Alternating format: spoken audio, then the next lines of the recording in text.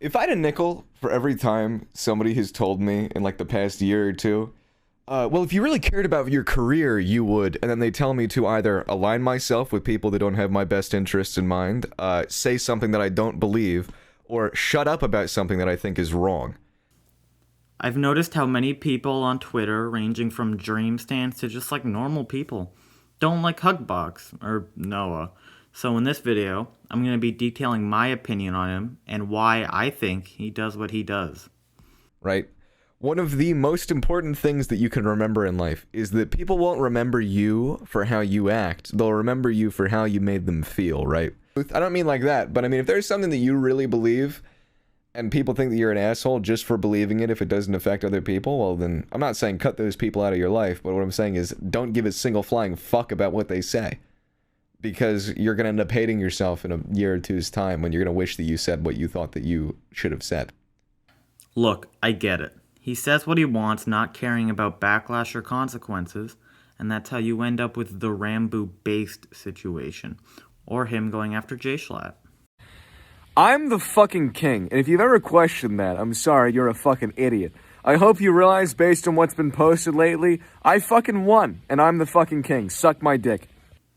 Noah's Twitter account is very different from Hugbox, the YouTube channel. I like a lot of Noah's videos about video games, and I think his 00 series is amazing. But he's far too abrasive on Twitter. If you remember the Josh thread that everyone got really upset about, a lot of content creators said that he was right, but his wording was too harsh. That's all of Noah's tweets. That being said, in his videos, and especially his 00 series, he's a very well-spoken guy who has a lot of good opinions on the internet, and more specifically, internet culture, and the way that it's evolved. He has a good message where he doesn't want these kids being taken advantage of for money, but he's spreading it in a way that makes him incredibly unlikable, and it's hurting the chance of people taking the time to listen to him. This person who had a bad childhood, right, suddenly gets pleasure poisoned. And now they have everything. And nobody's telling them no, right? Do you think that person will exercise restraint? Do you think that person will be responsible? No, they won't. They'll act like a tyrant. You may notice I keep putting clips of Noah in an armchair just drinking and talking. This is from his 00 series. Before I watched this series, the only thing I knew Noah from was the Triangle Shirtwaist Factory bit in the Lunch Club video. So it was a bit weird for me to see this guy basically give 5 homemade TED Talks. Because I was introduced to his 00 series before anything else, I feel like I got an explanation about why he does what he does before I even saw what he does. Noah puts clips of Yuri Bezmenov in his 00 videos like I put clips of Noah here. Noah is able to take this idea of an ex-KGB agent and compare it to the internet. He's in a very unique position where he's been around the internet for long enough to see content creators who love what they do and content creators who are only in it for the money rise and fall. If somebody, hypothetically, if somebody had a lot of clout on YouTube, right, and they hypothetically did something really bad, the people around them would hypothetically probably try to cover for them because they're career-minded and it's better for their job and their own ascension to power that they don't rat on other people. Let's say that hypothetically I've been told, don't talk about other people's skeletons in their closet and they won't talk about yours. Well, the thing is that I don't have any skeletons, so. Noah and Travis were the people who publicly came out and said what Carson did.